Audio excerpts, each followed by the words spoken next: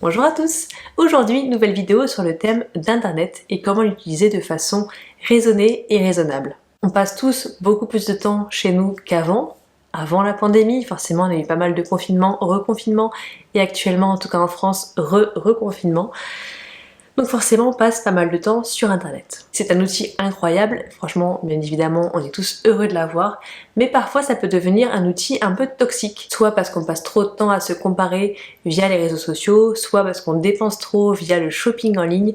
Il y a plein de raisons qui peuvent faire que on devient un peu accro, qu'on passe trop de temps sur Internet et que finalement, le résultat, c'est qu'on a passé beaucoup d'heures, qu'on a perdu du temps, enfin des choses pas forcément productives et même parfois un petit peu négatives. Alors je vais partager aujourd'hui avec vous les 12 règles que j'utilise au quotidien pour un Internet raisonné et raisonnable. Premièrement, les réseaux sociaux sont des flux, traitez-les en tant que tels. Un flux, par définition, c'est constant. Vous avez toujours, chaque seconde, des nouveaux posts, des milliers, des millions de posts qui arrivent, que ce soit sur Instagram, Twitter, TikTok, tous les réseaux sociaux ont une actualisation en continu. Vous pouvez scroller pendant des heures, vous aurez toujours des nouvelles choses à voir. Et c'est forcément un piège.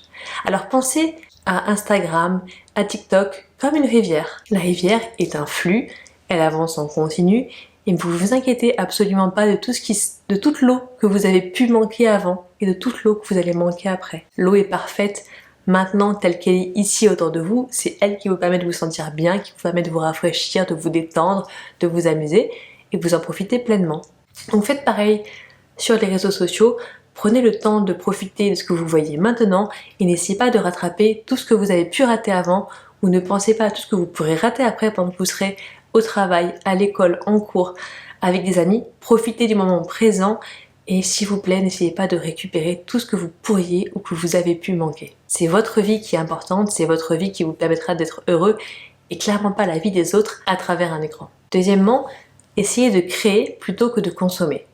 Alors, bien évidemment, regardez des vidéos de chats rigolos, voilà, il y a plein de choses qui vous permettent de consommer de l'information, des news, qui vous permettent de vous divertir, et c'est normal, c'est parfait. Moi j'adore passer du temps aussi à regarder des vidéos sur Netflix, sur YouTube, je suis fan, mais essayez d'un peu de compenser la consommation en créant du contenu, pour aider aussi, pour participer, et ne pas être forcément que passif, soyez un peu actif, créatif. Ça peut être à travers des commentaires sur des vidéos, sur des blogs, ça peut être justement créer des articles de blog, ça peut être créer des vidéos YouTube, ça dépend du degré d'engagement, bien évidemment, simplement laisser un commentaire, engager une discussion, une conversation avec une personne sur Internet, c'est de la création, même si c'est pas forcément quelque chose qui vous paraît énorme, c'est participer, c'est contribuer, bien évidemment, contribuer dans le sens positif, soyez bienveillant, donnez votre avis en respectant les autres, et soyez présents, créez, partagez. C'est ça le but d'Internet, c'est avoir des informations, mais c'est aussi pouvoir échanger, connecter le monde avec le monde. Troisièmement, n'oubliez pas que chacun améliore sa réalité sur Internet. Les gens qui postent des choses sur les réseaux sociaux, sur des blogs, sur des sites, généralement postent les plus belles parties de leur vie. Ils vont pas poster les moments où ils pleurent sur leur lit parce qu'ils sont déprimés. Ils vont pas poster la photo en train de ramasser la crotte de leur chien avec un sac à crotte. Voilà, on poste que les moments un peu plutôt positifs et qui les mettent plutôt en valeur. On se montre rarement, voilà, vraiment naturel dans la partie qui n'est pas fun, qui n'est pas très belle de la vie. Personnellement, vous voyez, moi, bébé de 2 mois à la maison, donc cerne comme ça, pas de maquillage, je m'en fiche. Mais pour autant, voilà, je suis quand même coiffée, autant que j'ai pu, je suis quand même habillée, je suis quand même douchée. On fait quand même un effort. Et pourtant, il y a des jours, bien évidemment, où j'ai les cheveux comme ça, où j'ai à peine eu le temps de me laver, que j'ai encore un peu de chocolat au coin de la bouche, parce que j'ai même pas eu le temps de me brosser les dents. Tout le monde est pareil, on est tous pareils. Il y en a parfois des jours qui sont complètement sans, des jours bien et des jours moins bien. Et généralement, on ne montre aux autres, au public, au grand public Internet, que le bien. Donc n'oubliez pas, toujours pareil, pour ne pas vous comparer aux autres, pensez bien que vous ne voyez d'eux que leurs meilleures facettes. Leur vie n'est pas aussi parfaite que ce que vous voyez. Ils n'ont pas que des moments heureux, ils n'ont pas que des make-up parfaits, une peau parfaite, des vêtements qui sont incroyables, des enfants qui se comportent toujours bien et une maison toujours rangée. Clairement, c'est pas le cas.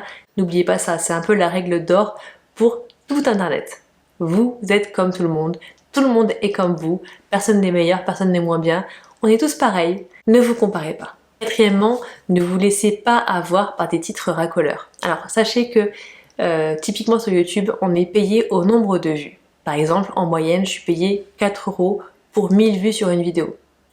Donc vous imaginez que pour gagner un petit peu d'argent, il faut avoir beaucoup de vues. Donc vous imaginez avec ce que je gagne que pour gagner un petit peu d'argent, il faut qu'il y ait beaucoup de vidéos qui soient vues et beaucoup de fois. Et sachez qu'il y a des gens qui mettent des titres qui sont très accrocheurs, qui sont très vendeurs, qui vous donnent envie de regarder leurs vidéos, même si le contenu n'est pas à la hauteur. Uniquement pour que vous regardiez la publicité au début de la vidéo et qui gagnent de l'argent. Vous risquez de passer beaucoup de temps à regarder des vidéos qui n'ont aucun intérêt. Si vous voyez par exemple des vidéos recettes miracles pour ça ou ça, voilà, prenez un peu de recul et posez-vous la question, est-ce que c'est vraiment possible? Et ne passez pas trop de temps à regarder plein de vidéos différentes sur des recettes miracles pour différentes choses dans votre vie. Vous allez juste perdre beaucoup de temps. 5e règle, qui est pour moi très difficile mais que j'essaye vraiment d'appliquer, ce n'est pas parce que l'information est disponible maintenant que je dois l'avoir maintenant. On a accès à toutes les informations sur le monde entier. Je veux savoir la météo à Tokyo maintenant, je peux l'avoir. Je veux avoir le prix moyen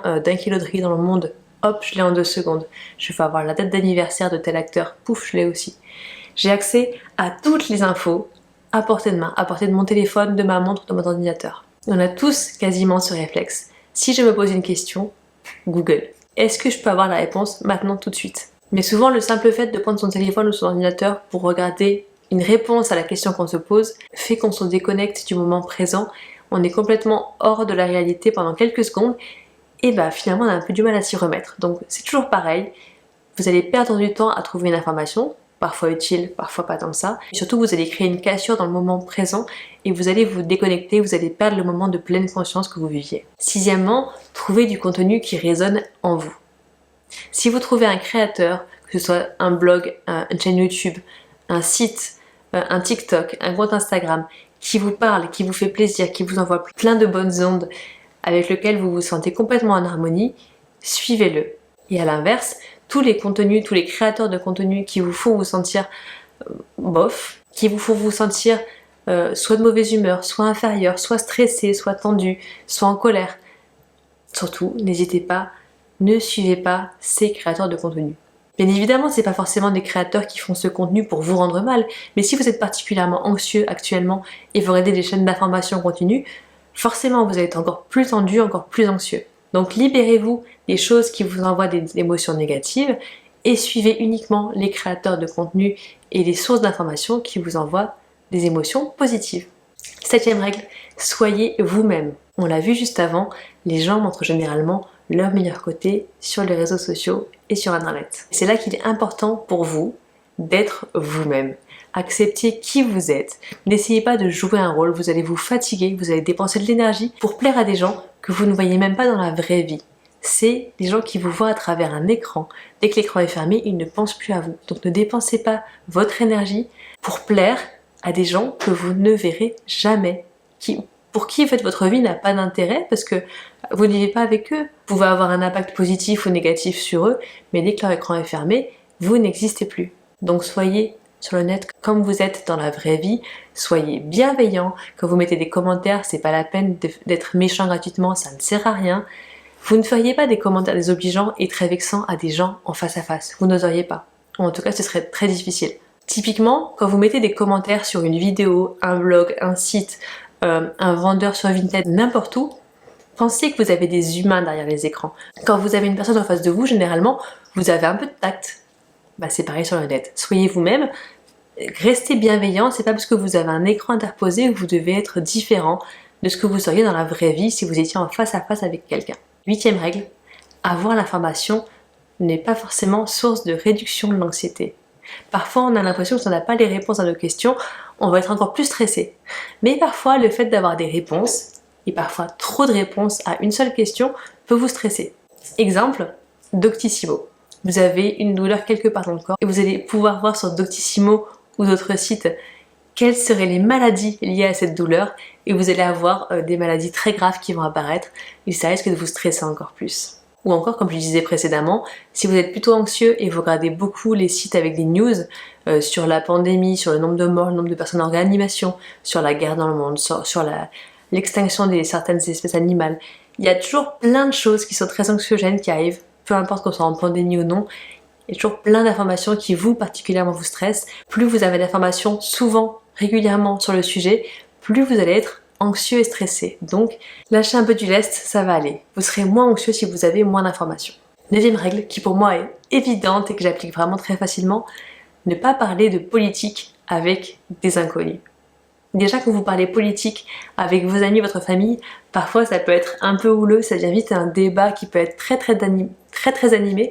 Donc imaginez avec un écran interposé, où les gens du coup n'ont pas de filtre, parce qu'ils ont l'impression que vous n'êtes pas vraiment derrière un écran, que vous n'êtes pas forcément humain. Je sais que chaque opinion est importante, mais pour le coup sur la politique, il y a tellement d'opinions différentes que autant ne pas vous exposer à des échanges complètement tendus, négatifs, qui vont vous énerver, qui vont vous stresser. Ne parlez pas de politique avec des inconnus, point barre.